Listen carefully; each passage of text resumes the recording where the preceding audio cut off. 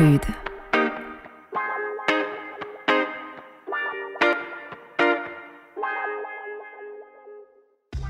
Prude, le podcast qui partage l'humeur sexuelle de son époque. Vous entendrez ici des témoignages spontanés, insolites, décomplexés, qui ouvrent l'esprit et donnent envie de se faire du bien ou apprendre à le faire. Car oui, le sexe est une source gratuite de bonheur qui est sûrement bien plus forte que la culture, la bouffe ou encore la drogue. Mettre en perspective nos questionnements de vie avec légèreté, partage et liberté, ça fait plaisir. Prude. Iris est une belle femme, droite, assez conventionnelle comme elle le dit elle-même, qui fait de grandes études et qui décide un jour de ne plus faire ce qu'on attend d'elle. C'est-à-dire elle arrête de faire la fille parfaite avec le mec parfait. Elle part dans les extrêmes, ce qu'elle nous raconte, jusqu'à la rencontre décisive. C'est l'histoire d'une femme libre, qui trouve le juste milieu, ce qu'elle appelle la théorie du buffet. Récit d'une quête de liberté trouvée. On l'écoute. Prude. Quand je jouais à des personnages imaginaires, je m'appelais toujours Iris. C'est mon deuxième prénom. En fait, mon premier rendez-vous avec la sexualité, il n'était pas à travers mon corps, il était à travers de la transmission. C'était par ma grande sœur, en fait. Elle nous avait invités chez elle à prendre le thé. On devait avoir 13-14 ans, quelque chose comme ça. Et où elle nous avait parlé, elle, de ses expériences, de sa manière de percevoir, d'une manière à la fois légère et donc non moralisatrice, non pas du tout lourde. Et c'est vrai que je crois que ça m'en a donné tout de suite une image complètement dédramatisée et de quelque chose d'hyper naturel et fluide et heureux, positif. J'ai aussi un grand frère, donc c'est ma grande sœur l'aînée, ensuite il y a mon grand frère et ensuite nous on est les deux petites dernières avec ma sœur jumelle. Entre 0 et 17 ans, mon frère a eu beaucoup d'influence sur moi puisque c'était l'idole de ma life. J'ai été en totale adoration devant lui et d'ailleurs j'ai été un garçon manqué jusqu'à très très tard. J'ai un peu découvert que j'étais une fille à l'adolescence. Avant je voulais être un garçon, faire tout comme lui, etc. Je pense que pendant plusieurs années, jusqu'à, je dirais, 25 ans, même si, encore une fois, ça s'était hyper bien passé dès le début, et j'ai pris du plaisir dès le début, et j'étais, voilà, assez détendue. En fait, j'ai réalisé, mais pareil, après coup, que malgré ma perception d'être une fille hyper cool et hyper détendue sexuellement, et ben en fait, j'étais enfermée quand même dans des carcans et ça je l'ai réalisé bien plus tard et ben ça a pas loupé. Moi qui croyais être voilà indépendante, de faire des grandes études de machin, et ben en fait dans cette sphère hyper privée, une sphère dont je parlais très peu en fait avec d'autres, alors t'en parles avec tes copines évidemment, mais en fait tu vas pas forcément en profondeur dans ce que tu ressens, dans ce que tu fais, et du coup je réalisais pas que j'étais quand même dans des schémas comme ça de faire plaisir, et donc je prenais du plaisir mais sans j'avais pas non plus des orgasmes à chaque fois, loin de là, et en fait ouais c'était que des histoires plaisantes, mais quelque chose maintenant hein, avec le recul qui restait assez conventionnel. Quand j'ai eu environ 25 ans, je suis partie en tour du monde. Donc j'ai fait 9 pays en 9 mois toute seule. C'était absolument incroyable, ça me terrifiait. Alors moi à la base je suis plutôt une casanière et donc je me suis vraiment fait violence parce que c'était un tour du monde avec une dimension sociale, mais elles disent aussi que j'ai fait une dimension sociale du cul. J'ai fait un tour du monde du cul puisque je me suis un peu lâchée.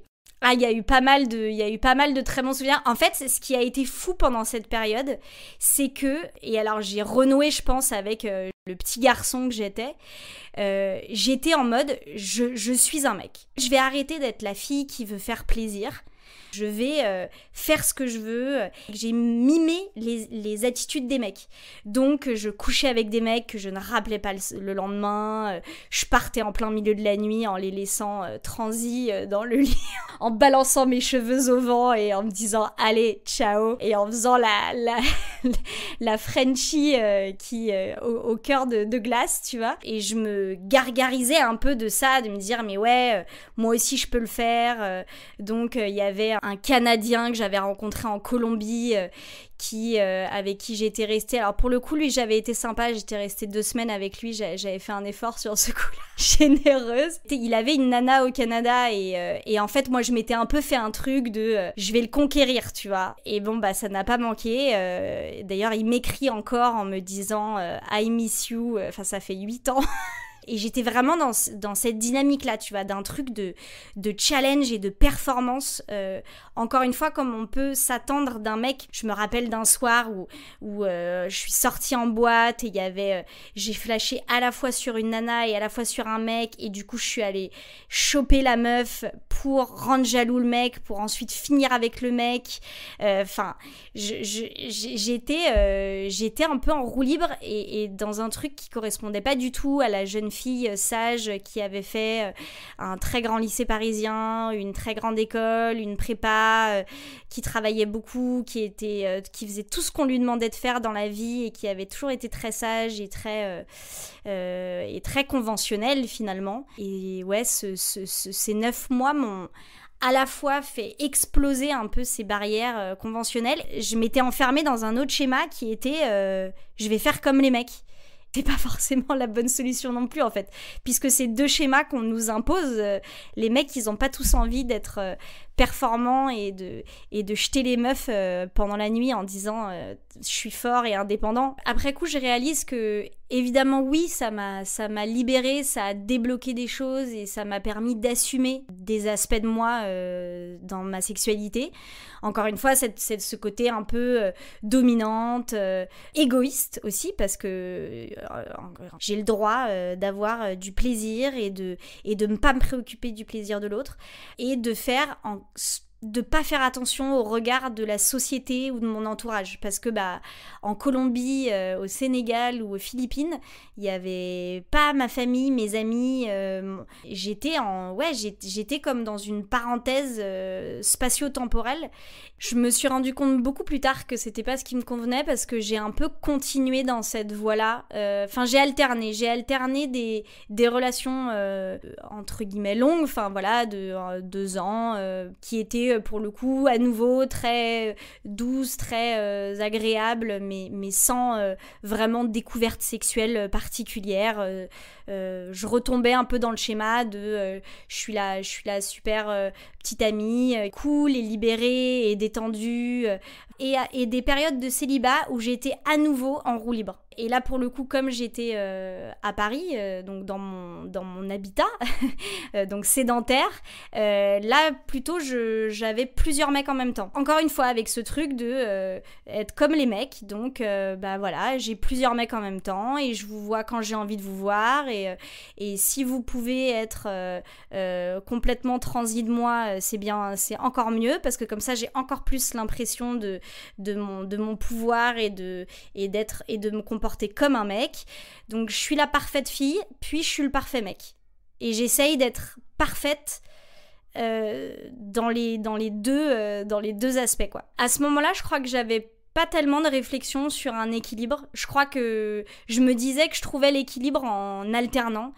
Je m'en rendais pas compte à l'époque, mais en fait, ça ne me satisfaisait pas et surtout, ça ne m'épanouissait pas. C'est-à-dire que j'apprenais rien. Je pense qu'en allant dans ces extrêmes, c'est ça aussi qui m'a permis de comprendre que je voulais un juste milieu et que je voulais rechercher un équilibre et que c'était possible. Ma vraie découverte, entre guillemets, d'une autre possibilité et de plaisir et de sexualité, c'est avec mon compagnon actuel. Donc en fait, j'ai 32 ans, donc c'est... Voilà, moi j'ai tendance à dire que ça arrive au bon moment. Donc je pense que, encore une fois, cette relation n'a pu arriver et m'épanouir sexuellement et corporellement que parce que j'avais vécu ça avant.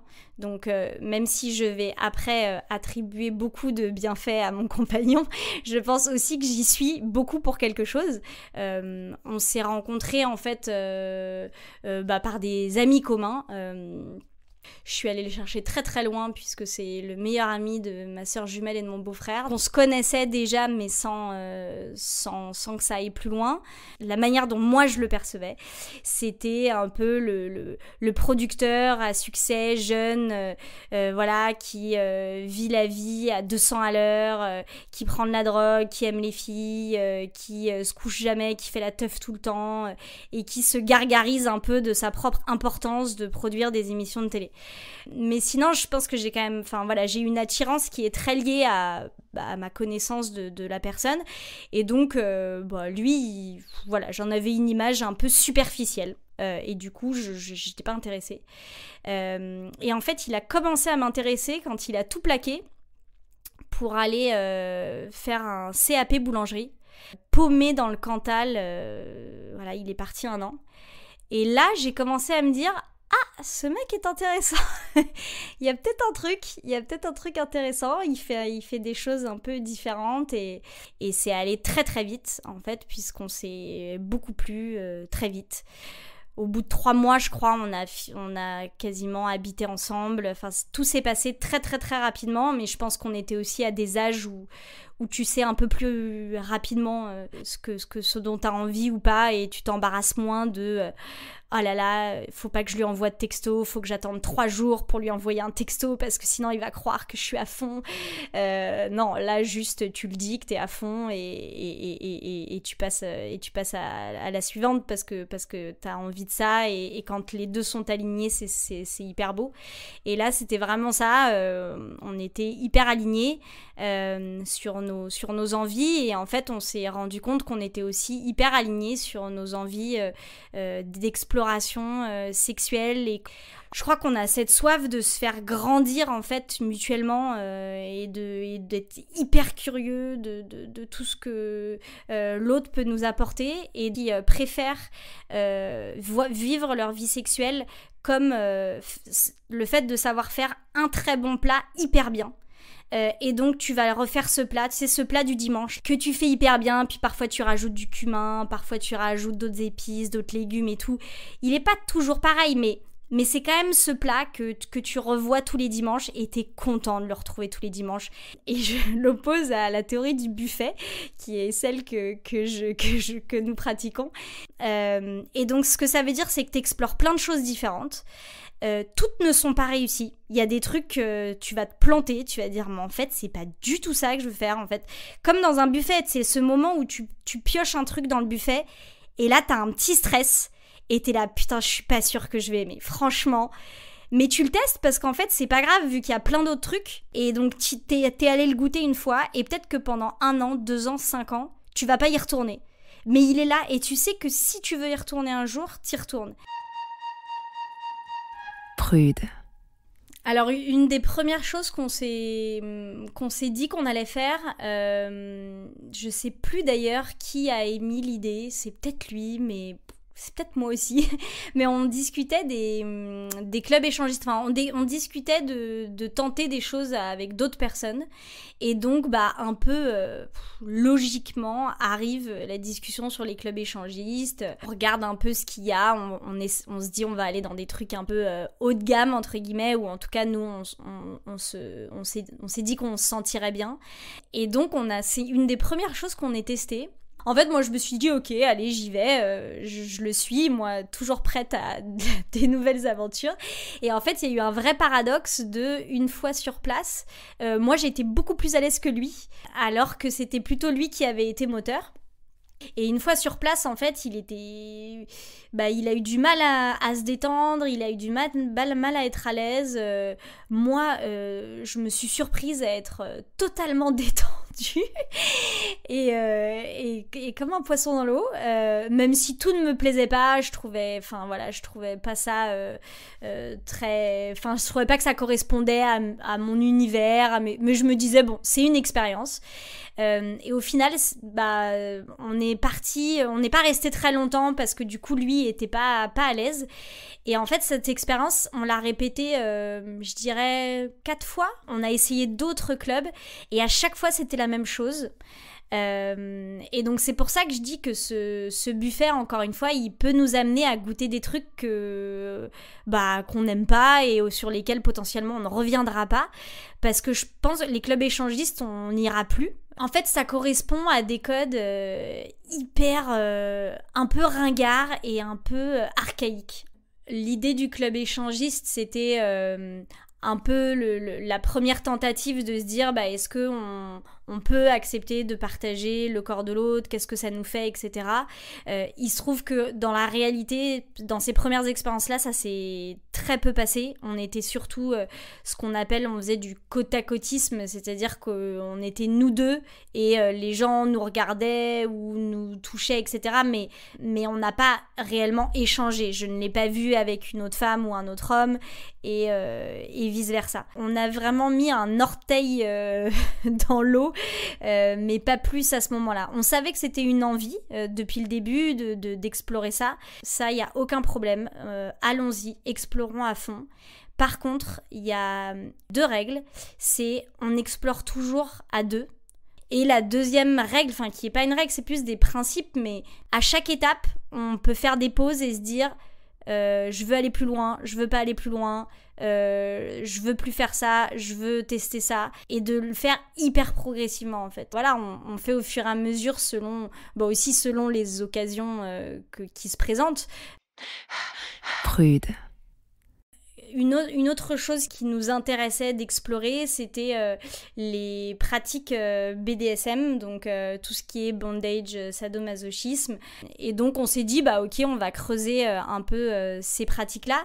Et il se trouve qu'on a eu envie de tester une pratique qui s'appelle le shibari, qui est en fait une pratique liée aux cordes. En fait, c'est une technique ancestrale japonaise. Donc les prisonniers au Japon, ils étaient en fait pieds et mains liés, ou mains liées en tout cas. Et donc normalement, selon le nœud qu'avait un prisonnier, tu pouvais savoir quel était le crime qu'il avait fait. Donc il y avait un nœud par crime. Et donc est née toute cette pratique du shibari, qui est vraiment pour le coup une pratique de bondage, donc d'attacher, d'être attaché et d'attacher, évidemment en faisant hyper attention quand même à la douleur de l'autre et en allant jusqu'où l'autre peut aller, et avec toute une dimension de rituel et d'esthétique. Et en fait, nous, ce qui nous a vachement plu dans cette pratique, c'est déjà ça, c'est cette notion d'esthétisme et de lenteur, parce que c'est un truc que tu prends le temps de faire, tu prends le temps d'attacher et tout. Donc on s'est retrouvés à ce premier cours de shibari, où honnêtement on était complètement paumés. C'était dans un très bel endroit, on avait pris du temps à choisir où on voulait aller, parce qu'on s'est dit on va pas répéter la même erreur qu'avec les clubs échangistes. On va aller on va soigner notre casting, on va aller dans un bel endroit. Donc c'était une magnifique salle tout en bois avec des belles lumières. Et du coup voilà, c'était un homme et une femme, donc un couple qui faisait le cours, et on était je crois 6 couples avec des tatamis, et on avait amené nos cordes. Mon copain était hyper stressé, je me rappelle, il était en train de se débattre avec ses cordes. Et voilà, et a commencé le cours, où il se trouve que de manière assez naturelle, parce que ça nous convenait tous les deux, c'était moi qui me faisais attacher et lui qui attachait. Et puis en fait c'est beau, il y a un truc très beau, c'est vrai, à voir ces corps un peu se dénuder, il y a vraiment une notion de jeu et tout. Et moi je me rappelle hyper bien de ce premier cours, parce que le rapport dominant-dominé est complètement inversé, parce que moi j'ai été, mais alors totalement pisse.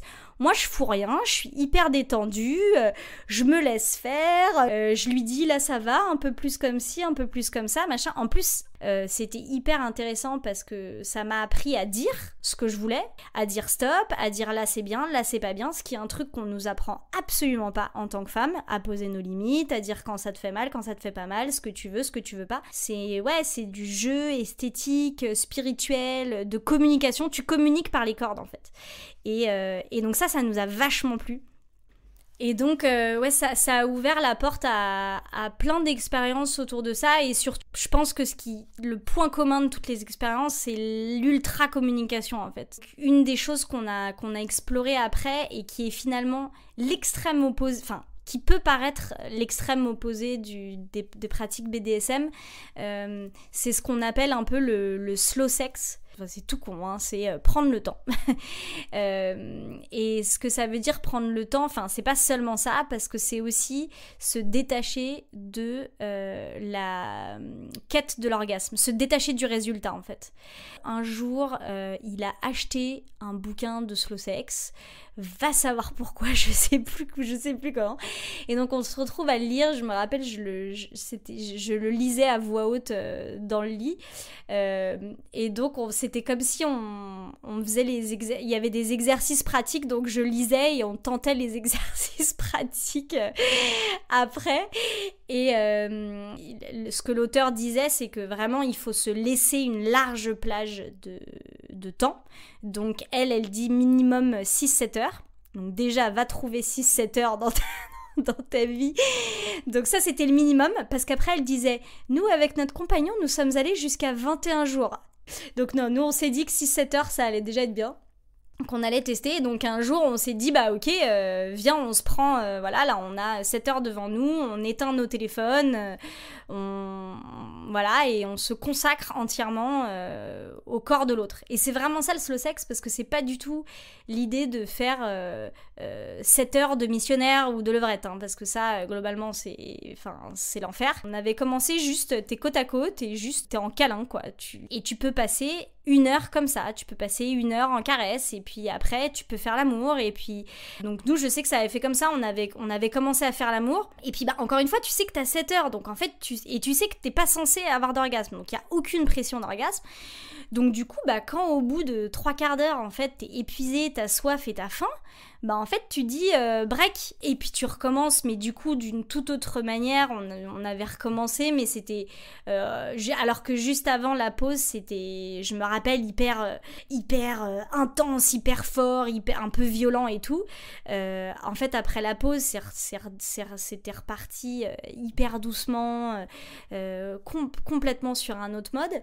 Et moi, en fait, cette expérience a été complètement transformatrice pour moi. Alors, on n'a pas du tout respecté la règle de pas avoir d'orgasme à la fin, qui est censée être la règle du slow sex. Bon, en fait, parce qu'il y a une dimension hyper spirituelle à cette pratique, qui est que tes flux sexuels, donc ce que tu sécrètes pour une femme ou pour un homme quand tu as un orgasme, c'est selon cette pratique et selon beaucoup de pratiques tantriques, hein, c'est de toute façon le slow sex c'est très très lié au tantra, c'est un flux sacré et c'est une énergie, et en fait c'est quelque chose que si tu le gardes en toi, donc si tu finis pas l'acte sexuel par une éjaculation, qu'elle soit féminine ou masculine, et bah tu conserves cette énergie en toi et elle te permet de faire plein de trucs et d'être hyper bien dans ton corps, et donc d'ailleurs c'est pour ça qu'on dit souvent, enfin on le voit, on est épuisé quand on a un orgasme, qu'on va jusqu'au bout, que ce soit un homme ou une femme, il y a un côté et donc c'est vrai, ça fait vraiment partie de la philosophie de ne pas atteindre, de ne pas arriver jusqu'à l'orgasme et d'enlever cette obligation, cette norme et cette injonction au résultat en fait. Mais j'ai réalisé encore une fois que j'avais une barrière interne et mentale, mais dont je n'étais absolument pas consciente avant de faire du slow sex, qui était l'injonction à l'orgasme. Et j'en ai trouvé une autre, par exemple, qui était l'injonction à lubrifier. En fait, j'ai réalisé que au début d'un acte sexuel, au tout début, quand on démarre les préliminaires, en fait, j'ai un moment de stress de est-ce que je vais être assez lubrifiée.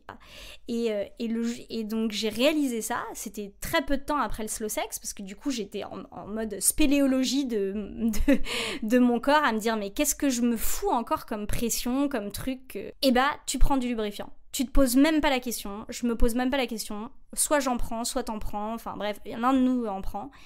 Et on fait ça avec du lubrifiant, et comme ça, je m'ôte tout stress de me dire est-ce que je vais être assez lubrifiée. Moi, c'est des choses que j'ai réalisées il y a 2 ans, et j'ai 32 ans et j'ai pas l'impression de pas avoir eu des conversations avec mes copines, lu des livres, des magazines, Prude. L'étape suivante, ça a été en fait d'intégrer d'autres personnes dans nos expériences sexuelles. Ça, c'est quand même quelque chose qui est autrement plus impliquant et complexe et délicat. C'est quelque chose dont on avait tous les deux envie depuis le début.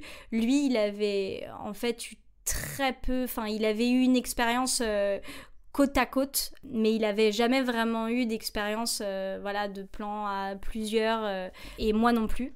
Donc c'était quelque chose dont on avait tous les deux envie et donc dont on a parlé assez vite. C'est compliqué de trouver la bonne personne, que toutes les planètes soient alignées. Et en fait, on a trouvé une application qui s'appelle Field, comme un Tinder, mais pour les expériences à plusieurs. Donc en gros, tu t'inscris, soit t'es une personne seule et tu veux être avec un couple, par exemple, ou nous, on s'est inscrit en tant que couple et on dit que tu recherches soit une femme, soit un homme, tu peux dire tes préférences sexuelles, etc. Donc on s'est créé un compte, on a commencé à chercher des gens, donc c'est comme Tinder, les 2 premières semaines ça te fait trop marrer, tu scrolles, tu dis oui, non, machin, à lui, à je l'aime bien, à elle. On cherchait plutôt une fille, même on avait mis qu'une fille. Moi je sais pas pourquoi, j'avais en tête que ça serait avec une fille. C'était moi qui avais le compte Field sur mon téléphone. Il y a eu quelques trucs un peu excitants où t'as une fille, il y avait une fille que j'aimais, que je trouvais hyper excitante, qui nous avait répondu. Et puis finalement cette fille s'était remise avec son mec. On n'arrivait pas à trouver vraiment de couple, une nana qui nous plaisait. On avait cherché des couples aussi, et du coup, au final, il s'est rien passé avec cette application. On n'y arrivait pas. Et en fait, la première fois qu'on est passé à l'acte, c'était avec un garçon. Et c'était avec un de ses super potes. Et on savait qu'il avait déjà pratiqué, qu'il était on parlait beaucoup de cul ensemble, on se marrait bien. Et il se trouve que mon mec est quelqu'un qui a déjà eu des expériences avec des hommes, qui a déjà été amoureux de garçons. Et voilà, et donc on s'est retrouvés en fait à prendre le dernier verre chez cet ami. Et là, je me rappelle très bien que mon copain était venu me voir et m'avait dit « Est-ce que tu sens ce qui se passe comme moi ?» Et je lui avais dit oui. Et il m'avait dit « Est-ce que tu as envie d'aller plus loin ou pas ?» Et je lui avais dit oui. Et donc à partir du moment où on était OK, la situation avait évolué. Et en fait, c'était moi qui avait commencé le bal. Alors je ne m'imaginais pas être capable de ça, mais je les avais rapprochés et je les avais fait s'embrasser.